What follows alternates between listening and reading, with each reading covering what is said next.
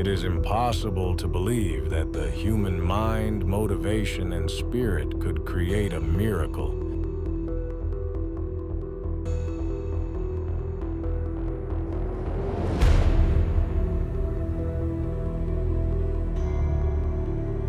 Monument of human intelligence and courage.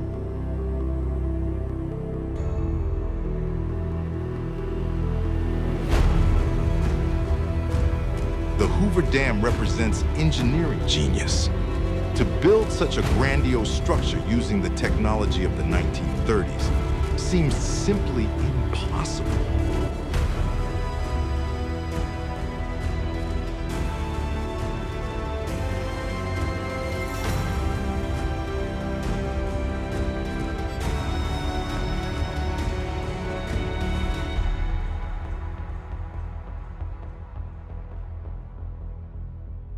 Hoover Dam is on the border between Arizona and Nevada.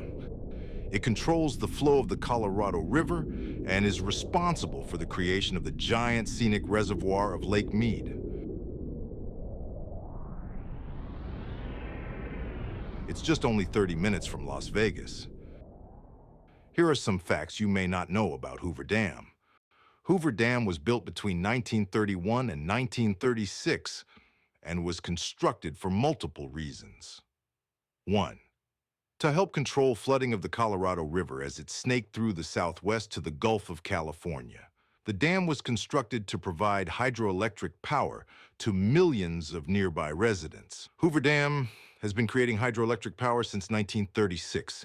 Frank Crowe was selected as a chief engineer for the construction of the Hoover Dam. I was wild to build this dam, Crowe would later recall.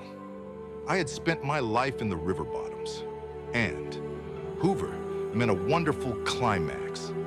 Now, he was prepared to embark on the greatest adventure of his life. It was built also because of more people settled there. The need for water increased. Hoover Dam wasn't always called Hoover Dam. From the beginning, the dam was called Boulder Dam. So, how did it come to be called Hoover Dam? In September 1930, it was announced that the new dam would be named for the then president, Herbert Hoover. The dam is 726 feet tall and 1,244 feet long. So, what's the purpose of it? So, when they're building, what you can't see down there, we maybe should have went. The dam goes all the way across. This is where all the generators are on the bottom. Okay. So they have more than one of these. They had probably 3 or 4. And they used to bring the cement because they had to lower and dump the cement and bring it up. Lower, dump the cement. Okay, got it. Yeah. Like in a movie. Right, exactly. And this was one they left. Okay. They built this to do that. So, and there was probably 3 of them, I think, total. So now it's just like a museum. Yes, yes. They don't use it. No, it's useless. Useless.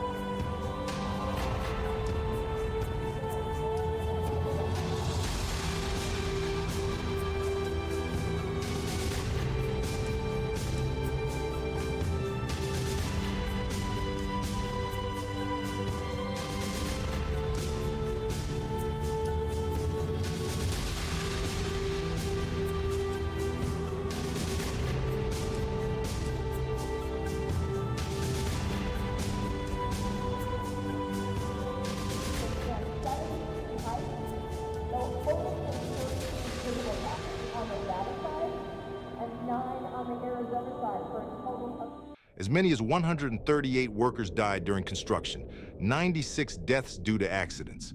In addition, 42 workers were reported to have died from illnesses.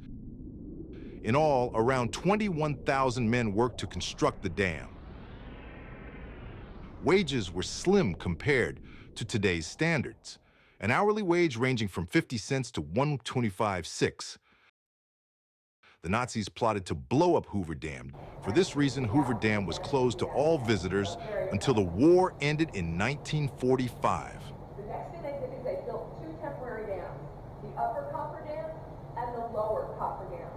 The Upper Copper Dam helped divert the river. Work started in April 1931. That summer, the average daily temperature was reaching a high of 119 degrees Fahrenheit. Because ventilation was limited in the vast tunnels, it's reported that conditions within the tunnels were much worse. The workers in the deepest parts of the tunnels worked in temperatures between 130 to 140 degrees Fahrenheit during the summer months. It's impossible to imagine. Many of the workers suffered heat stroke on multiple occasions. Hoover Dam has enough concrete to stretch across the United States. The project required 3.25 million cubic yards of concrete, which would pave a standard highway 16 feet wide from San Francisco to New York. The cooling process for concrete was sped up. Concrete takes time to settle and change from a liquid to a solid. With the high amount of concrete used to build the Hoover Dam, it would have taken approximately 125 years for the concrete to cool. But engineers found a faster solution, an incredibly large refrigeration system capable of producing an average of 1,000 tons of ice each day. Then the engineers embedded a series of 1-inch pipes in them, through which ice water was circulated. This sped up the cooling process considerably and only needing around 2 months to fully cool.